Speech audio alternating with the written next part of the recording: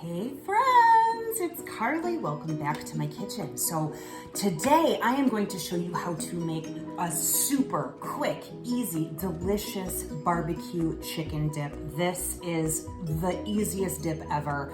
And I'm going to be making it in our new deluxe multi-cooker. It is so quick, it is so easy, especially when you're having a party and you have enough things to get together, right? But as far as getting a dip together, you might not want to take forever to do that. So I am going to show you this really quick recipe. So the first thing you're going to do is gather your ingredients. You're going to need a little bit of salt. You're going to need some sweet corn. You can do any type that you want. I just so happen to have a can of sweet corn in my pantry, so I will use this, but you can also use frozen. You're going to need 8 ounces of cream cheese. You can get it in the block form. You can also just get it in one of the tubs if you prefer it that way. This is chicken stock. You can also use vegetable stock as well. This is in a mason jar because this is something that I made on my own, but you can absolutely get chicken stock or vegetable stock from your grocery store. You don't have to make your own. You're going to need a block of pepper jack cheese. I have 2 cloves of garlic. I have 1 small red onion. Now, if you have one of the larger red onions, this one happens to be quite small, you'll only use 1/2 of the larger red onion, but I'm going to use the entire red onion today because this one is kind of small. You're also going to need some Greek yogurt, plain. Please don't get the, strawberry or vanilla flavored because that'll be really weird. And then you're also going to need chicken breast tenders.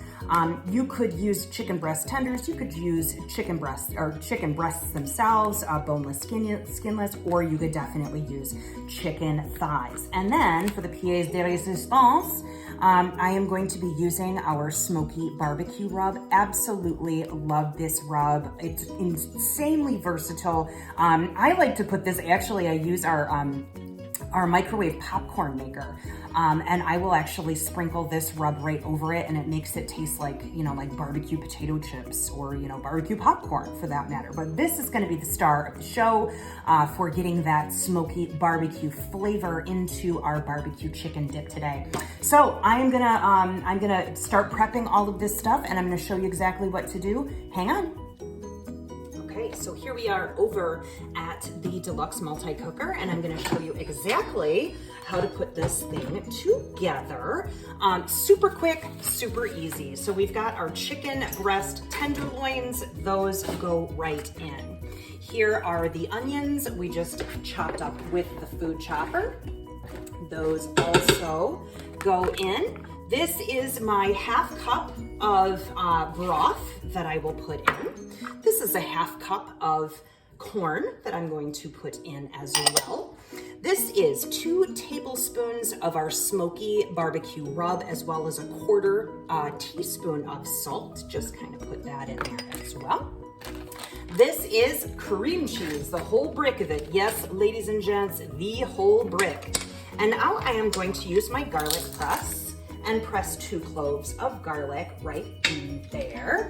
I love my garlic press. As I've mentioned before, I absolutely love garlic, but I do not like working with garlic because it's kind of sticky, it's a little stinky, but the garlic press kind of takes all of the work out of that. You don't have to worry about touching it with your fingers because it's got the little tool to kind of dig the clove out and all of that. So there we go. And then the last thing I am going to put in is nothing. This is it. So I am going to show you now how to start this thing up and how to work this. I'll be right back. Alrighty, here we are over at the multi-cooker. You can see all of the ingredients that I have just dumped inside. It doesn't need to be pretty or anything like that. It's all gonna just get mixed up together. So the first thing I'm gonna do is turn on my deluxe multi-cooker. You'll see the screen in the front come on.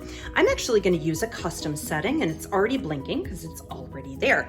So what I am going to do is I'm gonna custom the time Right now, the custom time is at 30 minutes. That's the default. I don't want 30 minutes. This is not going to take that long. So I am going to get this down to 6 minutes. Yes, 6 minutes. There it is. Oops, I went one too far. 6 minutes, that's all this is going to take. And it is pressurized. So that's why pressure cooking is so awesome, is because it goes by so fast. Now I'm going to just put the lid on. Let me get it, there we go. And it's gonna sing me a song, because it loves me. Now I'm gonna press and hold the power button, just like this.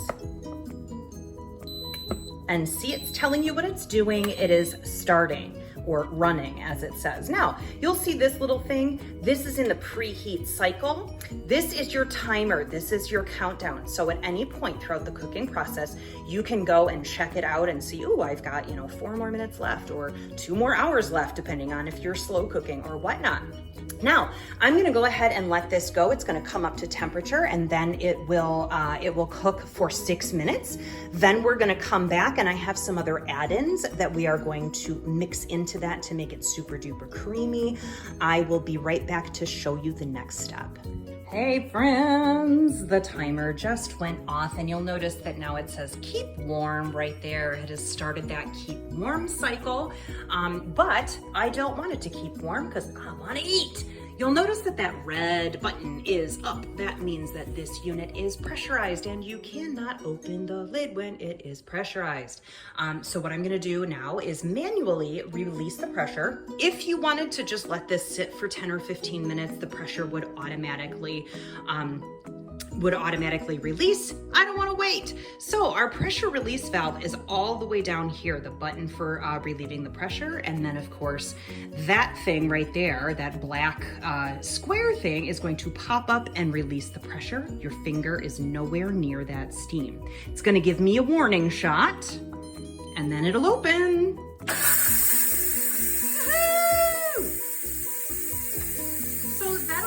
Maybe a minute or so to depressurize.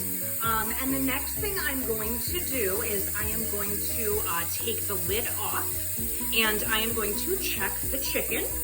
The chicken will be cooked through, and it just needs to be shredded. Now, sometimes the chicken is so tender that you can actually just go in there with a pair of the chef's tongs and just kind of mush it together like that, and it'll break up really easily. Sometimes if it's a little bit more firm, then you can take it out and put it onto your cutting board and just take it apart with 2 forks and kind of shred it, and then add it back in. But you will notice that that red button is now down. That means that this is depressurized, and I'm going to go ahead and take the lid off. And I am going to put that up here. Sorry about that. And that is what the dip looks like right here. It's steamy. So I'm just gonna kind of give this a little mixy. Awesome. So what I'm gonna do now is I'm just gonna come in here off camera and shred my chicken up. It's kind of hard to do that with one hand. I will shred my chicken up, and then I will show you the last step in our process. Hang tight. Okay, friends, I took the chicken out. I did put it on a cutting board and just shred it up with a couple of forks. Super easy, super quick. I added it back into my multi-cooker and just gave it a quick stir. And now it is time to add the finishing touches to my dip. Remember that shredded pepper jack cheese? That is gonna add a little cheesiness, a little creaminess, and oh, that little zing of flavor. And then again, this is Greek yogurt. Make sure you get plain, because can you imagine what it would taste like if you got like vanilla flavored or something?